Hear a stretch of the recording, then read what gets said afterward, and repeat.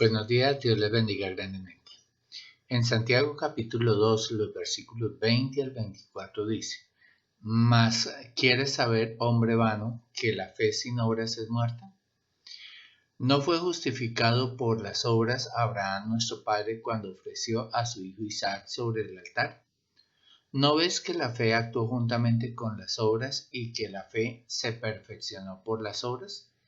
Y se cumplió la escritura que dice: Abraham creyó a Dios y le fue contado por justicia y fue llamado amigo de Dios. Vosotros veis pues que el hombre es justificado por las obras y no solamente por la fe. La palabra vana aparece también en Santiago 1, versículo 26, que dice: Si alguno se cree religioso entre vosotros y no refrena su lengua, sino que engaña su corazón, la religión del tal es vana. Y entonces aquí él vuelve a ese argumento.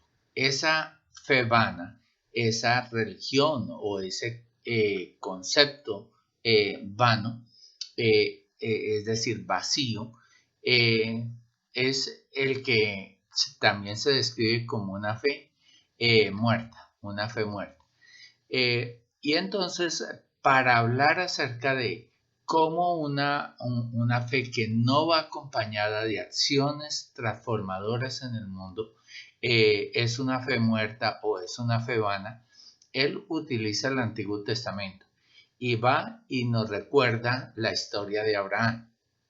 Y entonces nos dice cómo Abraham no solamente fue llamado amigo de Dios y se conoce como el padre de la fe, sino que Abraham fue un hombre de acciones. Él acompañó su fe con acciones.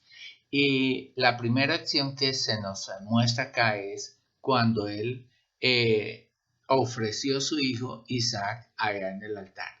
Imagínense, Dios le había dicho que le iba a dar un hijo. Él espera durante 25 años el cumplimiento de esa promesa. Y por fin Dios le concede a él y a Sara el nacimiento de su hijo, Isaac. Isaac significa risa. Y cuando nace Isaac y comienza a crecer, y el chico tiene unos 12 años, Dios le dice: bueno, coja a su único hijo, al que ama tanto, y vaya y sacrifíquelo allá en el altar. Y pues Abraham fue, y el punto es que él sí lo hizo. Él se fue y obedeció, colocó la leña, todo eso. Y cuando estaba a punto de sacrificar a su hijo, entonces Dios le dice: deténgase.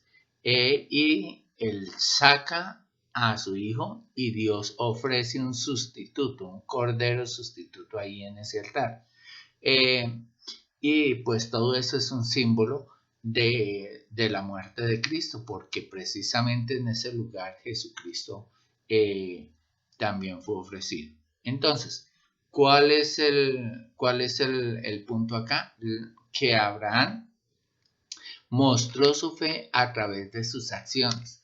Abraham mostró su fe a través de sus acciones. Y dice el versículo 22 que la fe actuó juntamente con las obras y que la fe fue perfeccionada por las obras. Es decir, estas acciones de obediencia con las que Abraham honró a Dios son acciones que muestran su fe y son acciones que perfeccionaron su fe.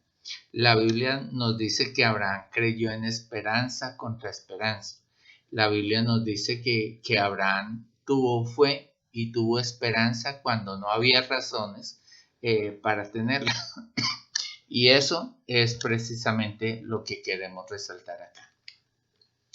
Y el versículo 23 dice: y se cumplió la escritura que dice: Abraham creyó a Dios y le fue contado por justicia y fue llamado amigo de Dios. Entonces, mire qué importante cuando la fe se evidencia a través de las acciones.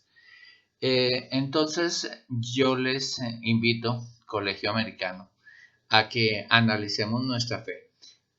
Durante estos días hemos estado mirando diferentes pasajes que nos dicen: bueno, la fe no puede ser solamente intelectual. Acá en el colegio americano les enseñamos la Biblia, en las clases de religión también les enseñamos, procuramos enseñarles libros enteros, y el punto es que el conocer el mensaje de salvación y el mensaje de la Biblia se puede volver solamente una fe intelectual, y aunque todos debemos conocerla, no nos podemos quedar ahí.